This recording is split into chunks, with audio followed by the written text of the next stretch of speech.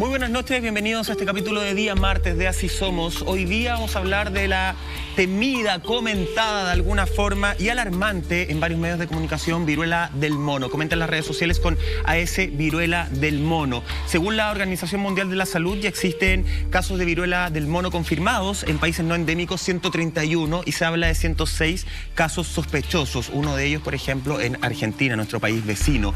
En 17 países ya se han certificado estos casos. Para hablar de esta enfermedad, de qué es, qué tanto nos tiene que preocupar o cómo nos tenemos que ocupar de esta enfermedad, estamos por supuesto como todos los días con Monty. Bienvenida, amiga mía. Buenas noches.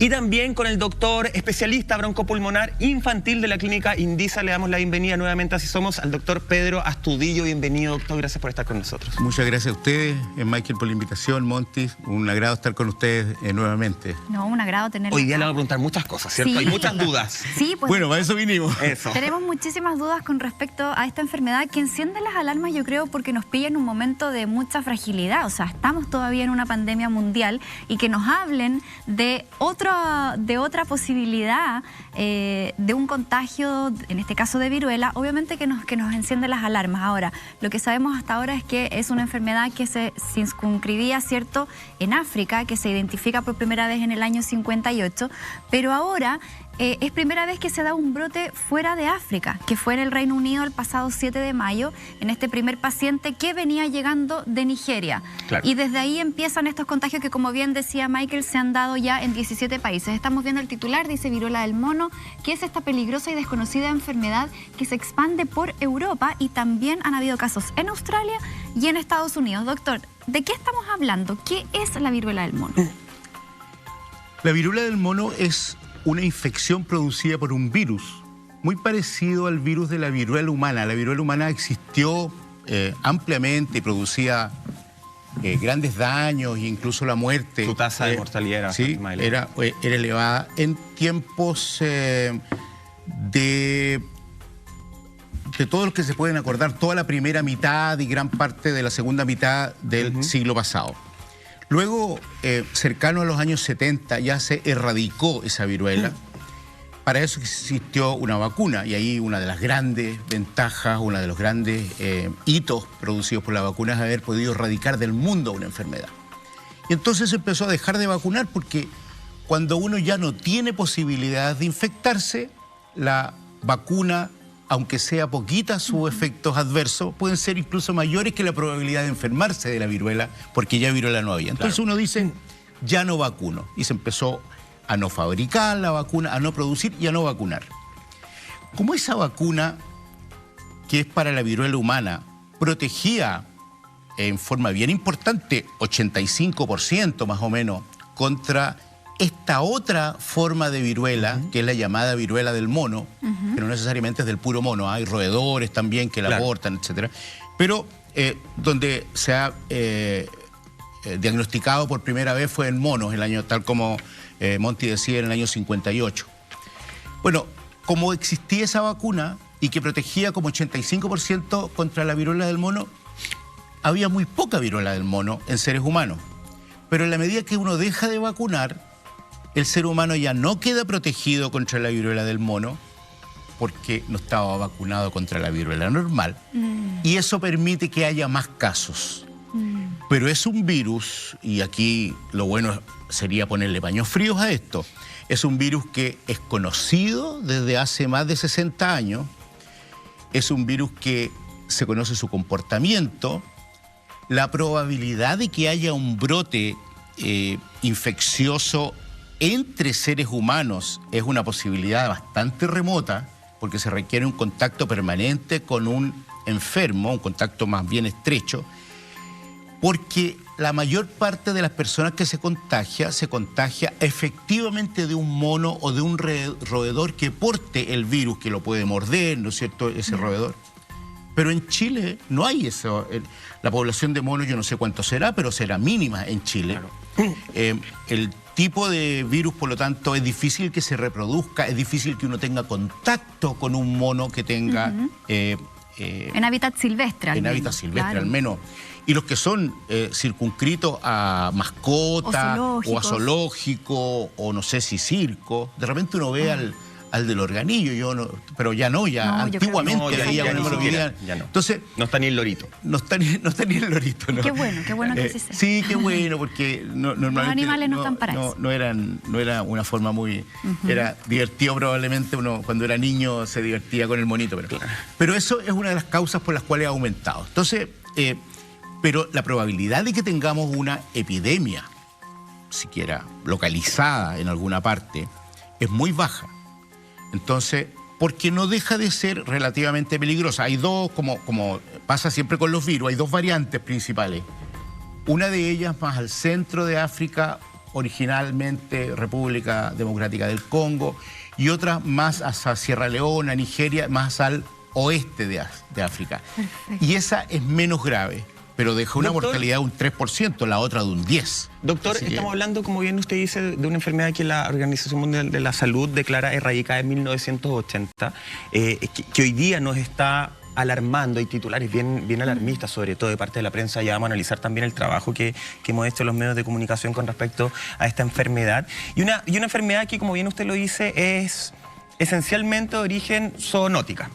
Sí. Pero hoy día las alarmas se empiezan a encender porque, según declaraciones de hecho de un asesor de la Organización Mundial de la Salud, hay que empezar a rastrear, y los focos de infección masivos de alguna forma se habrían originado en dos fiestas, una en España justamente y la otra en Bélgica, dos fiestas electrónicas. Por lo tanto, ahí estaríamos hablando de el tipo de transmisión de la enfermedad ya habría cambiado. ¿Cómo podemos explicarle en simple a la gente ese cambio, esa transición, desde que la enfermedad pasa el contagio de un animal a un ser humano, allá en la etapa en la que al parecer estaríamos, porque ojo, se está todo esto y poquita información, es como cuando recién empezamos a hablar del COVID-19, en que ya estaríamos contagiando entre seres humanos? Claro. El contagio entre seres humanos ha ocurrido siempre. Hubo un brote por ahí por el año 2013 en Estados Unidos, hubo algunos casos importados que contagió a algunas personas. El contagio humano, la línea de contagio humano, la seguidilla de contagio humano más grande que está estudiada en la literatura es entre 6 y 9 personas que se contagiaron así, uno al otro, al otro, al otro. Ya. Y por lo tanto, aún en esa condición, es poco los contagios humanos. Sin duda. Porque requiere dos cosas: o contacto con los fluidos, con los líquidos que están adentro de las ampollas, porque ahí están cargadas de virus, estas ampollitas que son parecidas a la ampolla de la peste cristal o varicela, que es lo que todos conocemos, porque viruela ya nadie se acuerda de haber visto, pero la varicela da unas ampollas que son parecidas. Bueno, el contacto con esos fluidos podría potencialmente contagiar.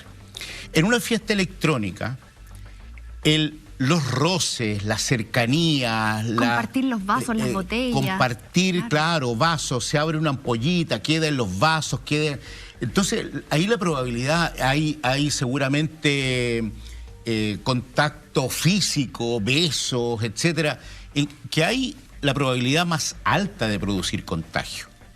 Pero esos son focos cerrados en un determinado lugar, en que, claro, a partir de alguien que haya importado, por ejemplo, alguien podría viajar y de África se viaja a Bélgica o a España corrientemente, digamos, hay miles de viajeros diarios, podría haber importado y ahí desarrolla un brote, y ese contagio se le denomina autóctono, es decir, el contagio se produjo en ese país. Claro. Porque es distinto si una persona viaja de África, que es donde hay endemia de esta, tanto en el, decía yo, en el centro como en el oeste de África, y viaja una persona contagiada, pero que todavía no tiene síntomas, y desarrolla la enfermedad en Canadá, Estados Unidos, algún país de Europa, Argentina, Chile, desarrolla la enfermedad. Bueno, ese es un caso que llamaríamos importado, claro, porque el contagio se produjo en otro país, claro, y ahí hemos tenido nosotros casos de sarampión y de otras enfermedades que se contagian en otro país, aunque aquí no haya, y desarrolla la enfermedad acá y potencialmente podría contagiar. Porque son localizados. Claro, porque como es localizado, se hace una llamada barrera sanitaria y todas las personas que estuvieron en contacto se aíslan todas para que si alguna de esas se contagió, no contagia al resto de las personas, se hace esas barreras sanitarias. Bueno, Y eso permite controlar y evitar que se reproduzca. Ahora, insisto, tiene que haber, para persona a persona, tiene que haber un contacto bastante estrecho. Claro. Y si bien no hay un tiempo definido, tiene que ser relativamente prolongado. 10 minutos, 15 minutos. No es que una persona pasó por ahí, se saludaron de la mano. Bueno, ahí puede ser por fluidos. Claro, puede haber una Pero herida. estuvieron cercanos, estuvieron medio minuto conversando, aunque estuvieran a menos de un metro. ¿Las gotitas de saliva?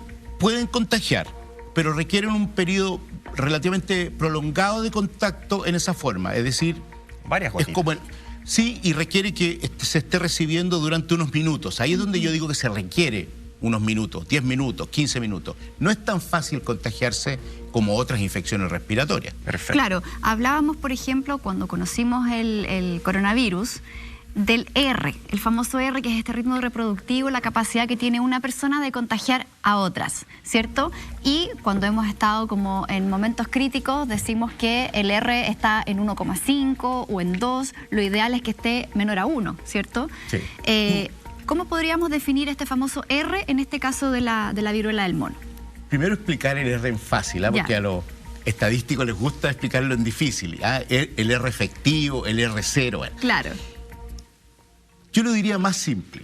Si yo tengo 100 personas que tienen, por ejemplo, COVID, y esas 100 personas lograron contagiar a 90, Ya. significa que la próxima semana, en vez de tener 100 enfermos, yo voy a tener 90 nomás, porque estos de acá se mejoraron ¿Ya? y tengo ahora 90. En ese caso, la epidemia está en disminución. Y ahí el R sería menos que 1, para Claro. ponerlo en R. Sí. Yo creo que en R es complicado explicarlo. Pero si esas 100 personas logran contagiar a 120, ahí tendría un R yo mayor que 1. Claro, va creciendo. Y por lo tanto la epidemia está en expansión. Acá las probabilidades de que una persona contagie, una persona enferma contagie a una en los países occidentales, digamos, probablemente en África al contagiarse silvestremente es distinto, pero la probabilidad es baja. Entonces, aunque tuviéramos un caso en Chile, difícilmente podríamos tener una epidemia en expansión. Perfecto. Digo difícilmente, en medicina uno siempre se guarda Sí. porque Exacto. 100% Siempre no hay existe, una- pero la probabilidad de que llegando un caso a Chile, o si se comprueba el que está en Argentina como sospecha, Claro. tuviera una expansión de epidemia, es una probabilidad baja, porque Claro. con ese caso, de hecho, un caso de sospecha en Argentina, en Chile, en cualquier parte donde llegara, se va a poner en aislamiento y inmediato. todas las personas que tuvieron contacto cercano también se van a poner en aislamiento y esas personas no van a poder contagiar. Y hasta ahí va a llegar. Claro, porque se claro. identifica de po. inmediato. ¿Les parece si Exacto. pasamos a revisar los síntomas que tiene esta enfermedad, doctor, para ir entendiendo justamente? Porque hay un caso sospechoso en Argentina. El lunes se descartó un caso de sospecha que había en Concepción, también se descartó muy rápidamente. Mira, ahí está. Sintomatología de la viruela del mono, estamos hablando de fiebre, dolor de cabeza, dolores musculares, dolor de espalda, escalofríos, agotamiento y erupción cutánea. Yo veo todos estos síntomas y a mí de inmediato, sacando la erupción probablemente, se me confunde con un resfrío, se me confunde con COVID, se me confunde de inmediato con un montón con de influenza, enfermedades. no sé, por tantas Buscando cosas. información, claro, salía que la erupción cutánea por lo menos está en el 97% de los pacientes. ¿Es esa la sintomatología más clave, a la que más tenemos que tener cuidado, a la que hay que reaccionar de inmediato? ¿Cuántos días tengo yo de reacción desde que empiezo a sentir los síntomas para aislarme y no contagiar al resto? La mayoría de los síntomas que acabamos de ver en la gráfica son síntomas generales de cuando una infección ataca al organismo. Independiente cuál sea. Independiente cual sea, porque el organismo reacciona echando a andar sus mecanismos de defensa y eso explica la fiebre, los dolores musculares, el dolor de cabeza. Acá hay un elemento para quienes nos tocara en algún momento ver un paciente sospechoso, y es que esta erupción se acompaña de ganglios. Okay. Lo que se Claro. llaman adenopatías, les llamamos los médicos, nos encanta ponerle nombre raro a las cosas, pero ganglio en el cuello, en las axilas, en las ingles. Y eso no es de todas las erupciones. Entonces, la erupción, cuando uno está primero, hay un periodo de incubación, se llama, desde que yo recibo el virus hasta que tengo los primeros síntomas. Y los primeros síntomas no son la erupción. Los primeros síntomas son estos generales que decíamos. Y 2 o 3 días después aparece la erupción. ¿Cuántos días de incubación son entonces? Es variable, ¿ah? Ahí lo que está descrito para la inmensa mayoría es entre 5 y 13 días, pero hay casos entre 6 y 13. Pero puede ser desde 5 hasta 20 días el periodo de incubación. Y después entonces aparecen los primeros síntomas, que son estos síntomas generales, y 2 o 3 días después, y ahí rápido, aparece la erupción. Uno puede ser contagioso, como la mayoría de las enfermedades infecciosas, desde un poco antes de tener los síntomas. Pasa en el COVID, pasa en la influenza, pasa en la mayoría de los virus respiratorios, pasa cuando había sarampión. Uno puede ser contagioso porque ya tiene una carga viral, ya la puede transmitir, pero todavía no hay síntomas que a uno le aclaren que tiene una enfermedad. Y en este caso también ocurre un poco lo mismo. Pero insisto que es una enfermedad poco contagiosa comparada con otras infecciones. O sea, hay algunas infecciones. El COVID variante Omicron. Yo llevo más de 40 años de médico. Nunca vi un agente infeccioso, ni siquiera digo un virus, ni una bacteria, ni un hongo, ni un parásito, ningún bicho que tuviera esa capacidad de contagiosidad que el COVID variante Omicron. Pero en este tenemos que decir una cosa totalmente distinta. No es tan contagioso. Y no es tan letal también. Es menos letal también. Bueno, menos letal que el COVID, no, más o menos igual. No, pero la tasa de letalidad es del 1%. ¿En la viruela del mono? Claro. Bueno, es que hay 2 cepas. En la viruela del mono del oeste de África, que es una de las cepas, la letalidad. Letalidad se llama cuánta gente se muere de los que se enferman. Claro. Porque hay una cifra que es mortalidad, entonces eso sobre la población. Entonces uno dice, es la nada. Claro. Pero si de los que se enferman se muere 3% en ese caso. Y de los de centroafricanos, cuya país principalmente que ha tenido los casos de República Democrática del Congo, ahí es el 10%. Es harto. Por lo tanto, no es una letalidad tan baja, es mayor que la del COVID, por lo demás. Pero son muchos menos casos, entonces la probabilidad total, completa. Por ejemplo, un estudio en Nigeria, y ahí fue el 3%. Y ha habido otros estudios que fue como con 200 pacientes, y de los cuales se murieron alrededor de 6. Por lo tanto, ahí tenemos una cifra con hartos pacientes. Estos otros 10% son no necesariamente... Saludos. Tiene que ir ahí con el codito. Viruela del mono, sí. Le faltó el codito. Eso. Le vamos a traer alcohol gel después. Sí, tenemos. Acuérdenme de no darle la mano. Yo soy alérgico, tengo estornudo, no tengo ningún síntoma de ninguna infección viral. Mira, pero la reacción, eso pasa en todos lados. Cuando uno estornuda, todo se al tiro. En el metro, ya la embarrada, todo el mundo se aleja de inmediato. Tiene COVID. Hay alergias también. Sí. No, yo tuve COVID además, que en febrero, medio súper leve afortunadamente, pero tampoco... Pero podría tener otro virus respiratorio cualquiera. Pero hay un montón de virus dando vuelta, además. Por eso quisimos hacer este capítulo, Monty, de la viruela del mono. Estamos con el doctor Pedro Astudillo, especialista broncopulmonar de la clínica Indisa, aclarando las dudas de esta enfermedad que hay muy poquita información todavía. Sí. Tenemos poca información, pero lo que sí nos deja un poco más tranquilos es que la comunidad científica, ¿cierto? Epidemiólogos, infectólogos a nivel internacional ya han dicho que esto no debiera convertirse en una epidemia, que están siendo los focos súper acotados, muy bien vigilados, así que a mantener la calma. Vamos a hacer una pausa y al regreso seguimos hablando de este tema que por supuesto nos interesa mucho acá junto al doctor Pedro Astudillo. Ya estamos de regreso aquí en Así Somos.